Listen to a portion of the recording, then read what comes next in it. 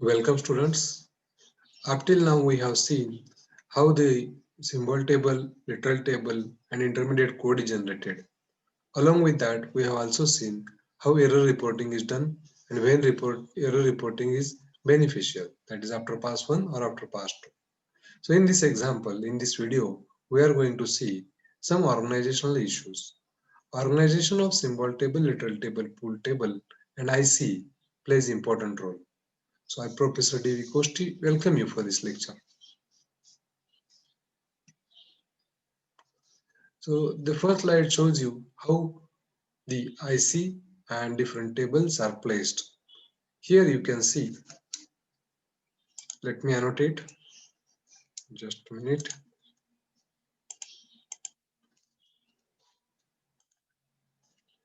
Here you can see OP table, that means opcode table, is placed for pass 1 only because pass 1 will use opcode table.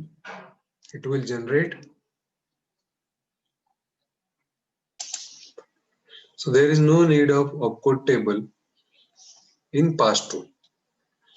Next is symbol table and literal table. Now this symbol table and literal table as well as this intermediate code is required for pass 2 because depending on intermediate code, pass 2 is going to generate target program. Depending on the intermediate code, S,01 or L,01 means symbol located at 01 and its address is required. So depending on the intermediate code, some addresses are required from symbol table and addresses of literals are required from the literal table. That's why the tables, symbol table and literal table, which is generated by the source program, are used in pass 2. So these are preserved till pass 2. So whenever pass 1 finishes its task, arrow means it transfers control to the pass 2 and pass 2 starts working on symbol table, literal table, intermediate code. Suppose intermediate code is generated in variant 2.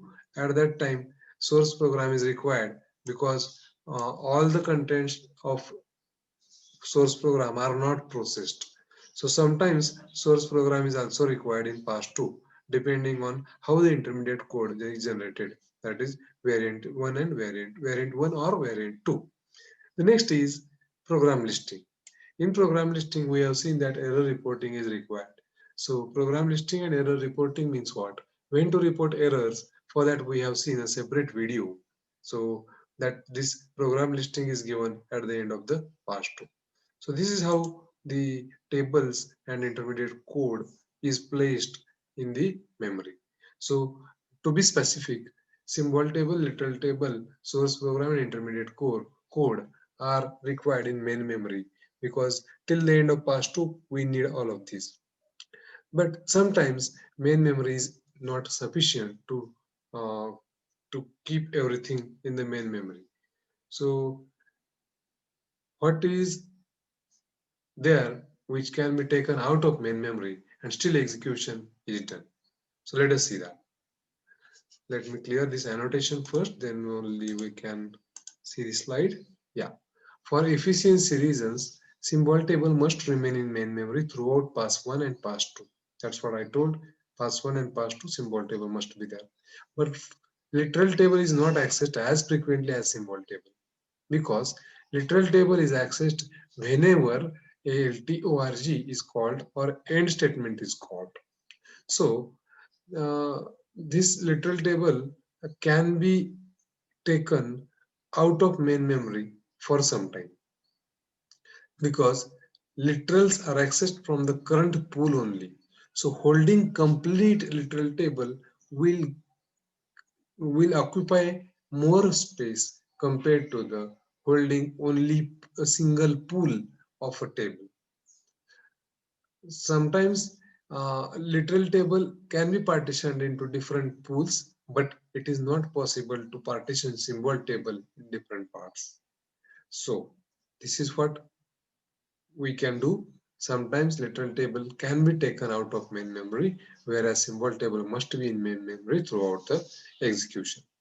OP tab should be in main memory only for during pass 1, because pass 1 is going to take the opcode from the OP tab and it will reflect everything into the intermediate code.